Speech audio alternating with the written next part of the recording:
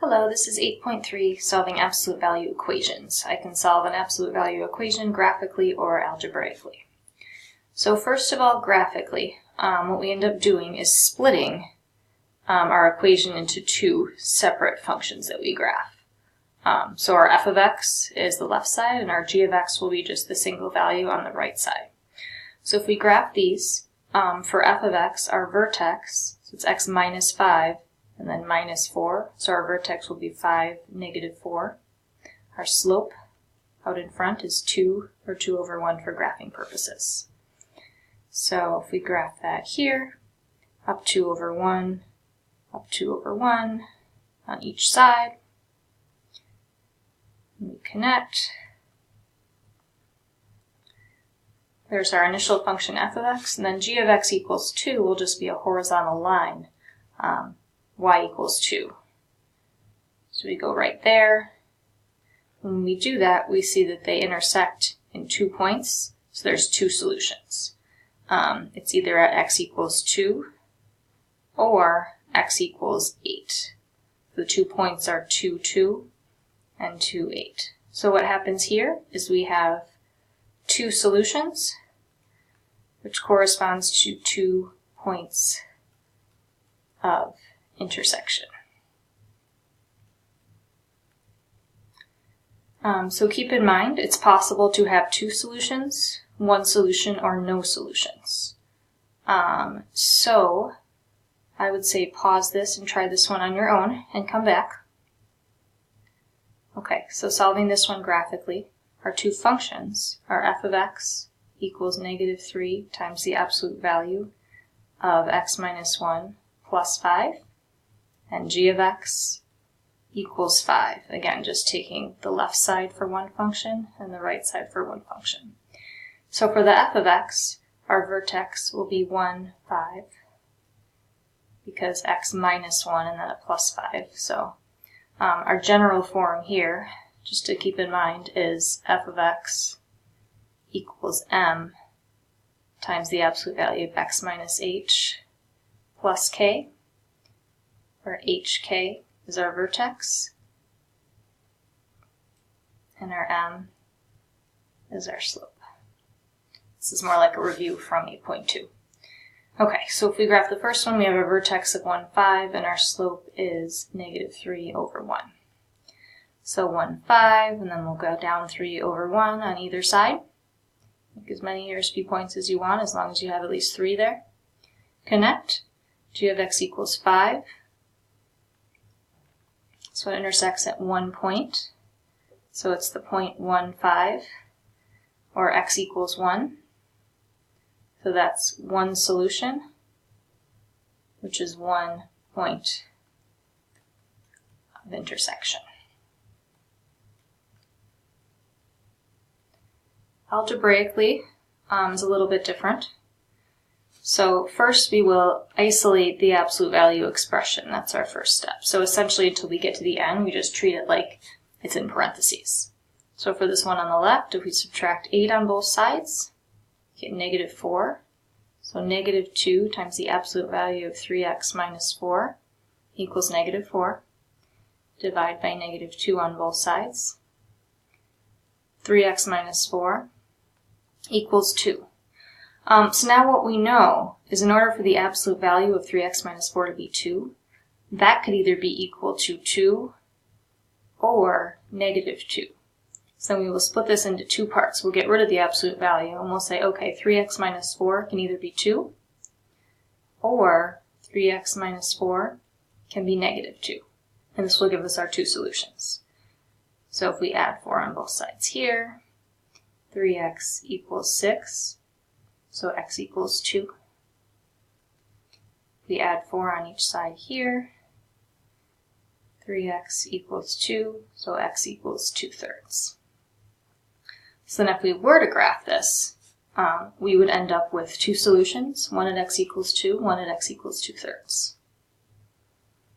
Okay, the one over here, we will start out by isolating the absolute value expression, so minus 7 on both sides. Absolute value of 5 plus x equals negative 6. That's a problem.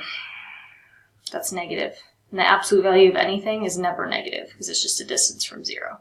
So this actually has no solutions because absolute value can't be negative.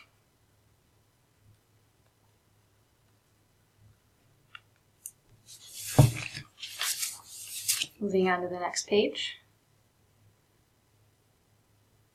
Let's do the first one. Let's do it algebraically up here in this space. So minus 5 on both sides. 2 times the absolute value of x minus 1 equals 4. Divide by 2.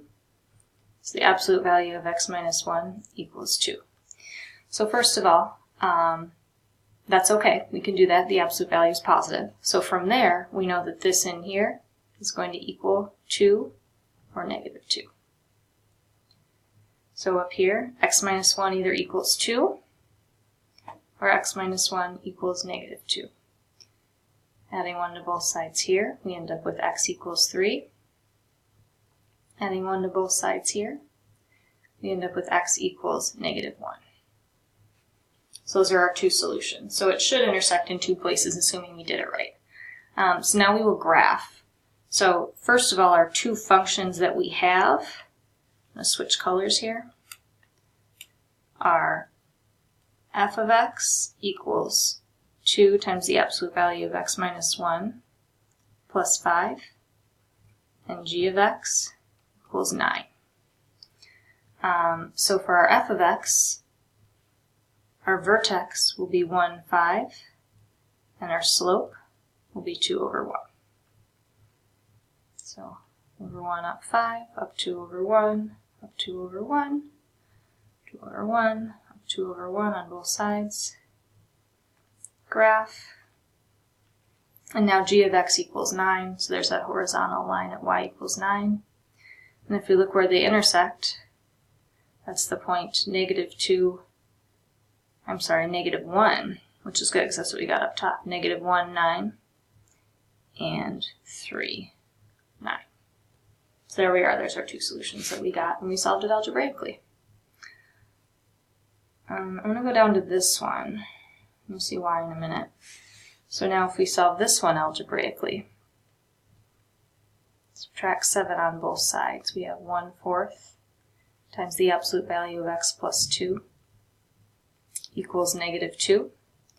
Now we can either divide by 1/4 or just multiply by 4 over 1, same difference, or same thing. So now those will cancel, so we have the absolute value of x plus 2 equals negative 8. And so this will have to have no solutions because you can't have an absolute value be negative. So now if we graph this, now our two functions are f of x equals 1/4 absolute value of x plus 2 plus 7.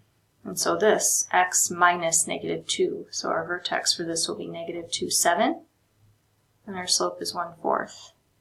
And then our g of x will just equal 5. So here's negative 2, 7, up 1 over 4 on both sides. Connect it. It's a very wide absolute value graph, and then g of x equals 5. And they don't intersect, so there are no solutions, just like we thought. Okay, so that's what it looks like with no solution in a graph form. So now I would suggest that you try these other two on your own, and then come back and check and see if you got them right. So if you're back and you want to hear, first we'll subtract 4 on each side. So we'll get negative 2 absolute value of x plus 5 equals negative 2. Divide by negative 2. Absolute value of x plus 5 equals 1. So we'll split it. So x plus 5 will equal 1. So x equals negative 4 is one of our solutions. X plus 5 equals negative 1. X equals negative 6 is our other solution. Let's graph it and see if we're right. So our f of x, negative 2 times the absolute value of x plus 5 plus 4. So negative 5, 4, and a slope of negative 2 over 1. And our g of x will equal 2. Let's graph this. Negative 5, 4, down 2 over 1, down 2 over 1. And one more just for good measure. Connect that. Okay, and now our g of x equals 2. I'll end up right here. So they intersect at negative 4, 2, and negative 6, 2. So our x values are negative 4 and negative 6, just like we thought up here. One more.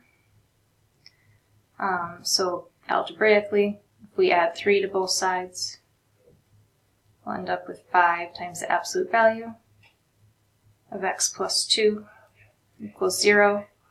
Divide by 5.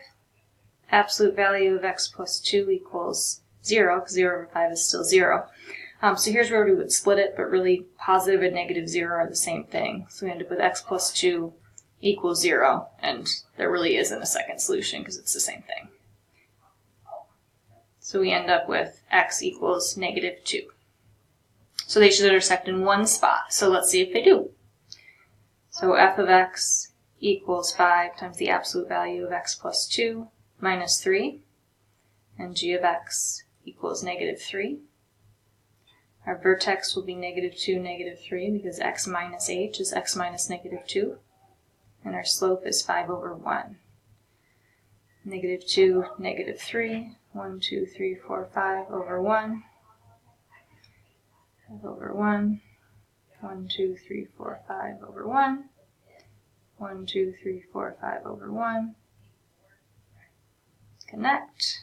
It's a little crooked, but it'll still work out okay. G of x equals negative 3 is the other one. Sorry for my terrible graph.